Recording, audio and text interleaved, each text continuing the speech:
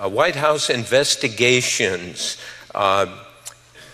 often look one way at the beginning and turn out to be something very different.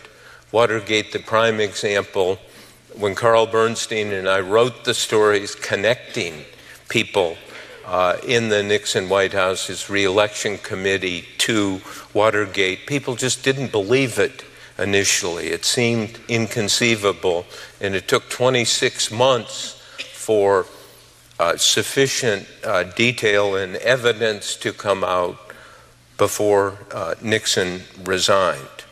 The Iran-Contra scandal in the Reagan administration, if you remember, was secretly through the CIA selling arms to Iran, and some of the money was diverted to support the Contras who were fighting the leftist regime in Nicaragua.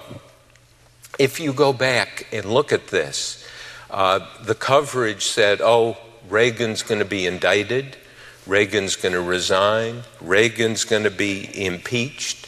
I went back in one of my books and tried to replow the ground in Iran-Contra, and it turned out that secretly the White House Chief of Staff had Reagan investigated by the lawyers in the White House. They interviewed Reagan 13 times, went through 200,000 documents, and found out that there was no criminal vulnerability that Reagan had.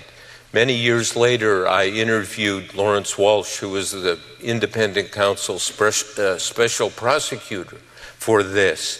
And he said, yeah, you know, Reagan was defiant, but this was not illegal. This was not, as he put it artfully, dirty. In the Bill Clinton-Lewinsky matter that led to his impeachment, though he was not removed from office by the Senate, again, there was this sense of Clinton is finished. He's going to have to resign. He was impeached, but was not removed from office.